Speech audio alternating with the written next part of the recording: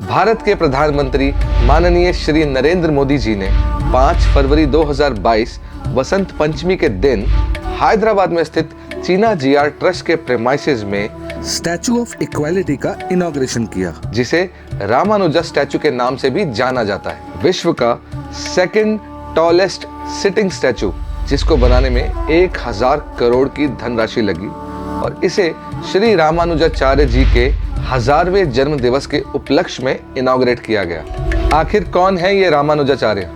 चलिए जानते हैं। श्री रामानुजाचार्य 11वीं सेंचुरी में श्री संप्रदाय के एक महान प्रतिपादक, एक महान संत थे। दक्षिण भारत के अधिकांश प्रमुख मंदिर जैसे भगवान वरदराज, श्री रंगनाथ, तिरुपति बालाजी या अनंत पद्मनाभ की देखभाल उनके अनुयायियों द्वारा की जा रही है, जो उनके द्वारा निर्धारित प्रणाली का पालन करते हैं। सनातन धर्म के इतिहास में हुए एक महान गुरु नमलवर जी ने एक भविष्यवाणी की थी कि भगवान राम के छोटे भाई लक्ष्मण भक्ति का प्रसार करके विश्व में सभी जीवों का उद्धार करने के लिए एक शिक्षक के रूप में प्रकट होंगे।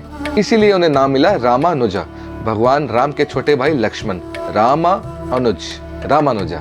वह बचपन से ही बहुत आज्ञाकारी, विनम्र और विद्वान थे और हमेशा प्रभु की महिमा सुनने के लिए उत्सुक रहते थे। बचपन में जब वो वैदिक ज्ञान ले रहे थे, उस समय वो इतने बुद्धिमान थे कि कई बार वैदिक दर्शन पर तर्क करने वाले प्रसिद्ध संतों को वो पराजित कर देते थे। वे इतना प्रसिद्ध हो रहे थे कि यादव प्रकाश नामक मायावाद दर्शन के एक प्रसिद्ध विद्वान, जो कि रामानुजा के गुरु भी थे, उनकी प्रसिद्धि से इतना डर गए थे कि उन्होंने रामानुजा को मारने का भी प्लान किया था।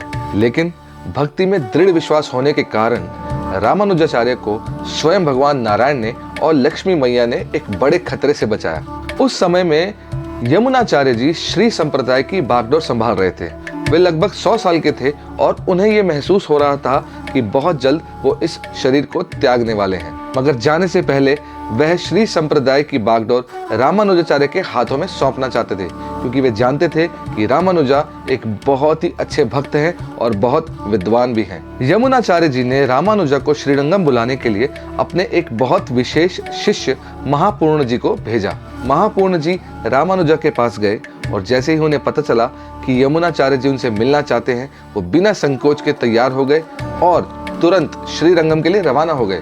श्रीरंगम पहुंचने में उन्हें कई दिन लग गए और इसी बीच श्री यमुनाचार्य जी देह त्याग कर चुके थे। रामानुजा जब श्रीरंगम पहुंचे तो उन्होंने यमुनाचार्य के निधन की खबर सुनी और वो वहां गए जहां पर यमुनाचार्य जी का पार्थिव शरीर रखा हुआ था। जब रामानुजा ने यमुनाचार्य जी का शरीर देखा तो उन्हें यमुनाचार्य जी की मजबूत उपस्थिति का एहसास हुआ। सभी ने देखा कि कैसे रामानुजा जी यमुनाचार्य जी के दर्शन ले रहे हैं, मानो कि यमुनाचार्य जी अभी भी जीवित हों। पहली बार था कि रामानुजाचार्य यमुनाचार्य जी को मिले और उनको देखते ही उन्होंने एक बहुत मजबूत संबंध महसूस किया, जैसे कि वो उनके दिल की बात को समझ पा रहे हो। और उसी समय रामानुजाचार्य ने 3 व्रत लिए। पहला कि मैं अपने उदाहरण से और अपने शब्दों से पूरे विश्व में भक्ति सेवा का प्रचार करूंगा। दूसरा कि मैं श्री भाष्य नाम से वेदांत सूत्र का एक वैष्णव भाष्य लिखूंगा, जिसमें शंकराचार्य के तर्कों और दर्शन का पूरे तरह से खंडन किया जाएगा और परम के रूप में भगवान की शाश्वत सेवा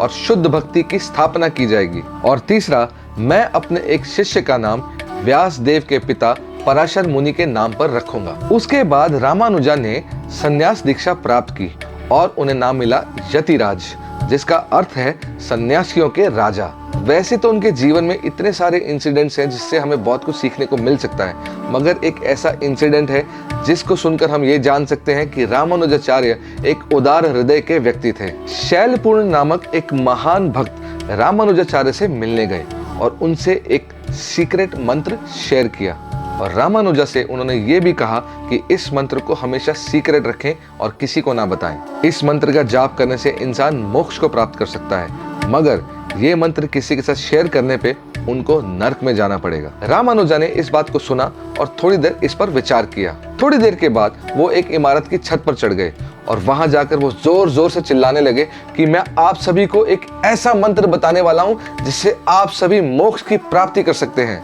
उनकी आवाज सुनकर बहुत सारे लोग इकट्ठा हो गए और रामानुजन ने जोर जोर से उस मंत्र का उच्चारण करना शुरू कर दिया, जिससे वह मंत्र दूर दूर तक लोगों तक पहुंच गया और सभी उसका उच्चारण करने लग गए।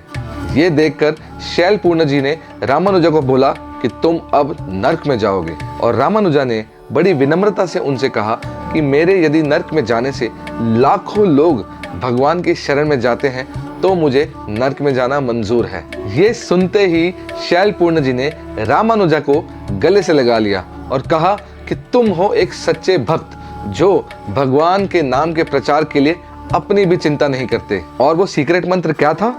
ओम नमो नारायणा।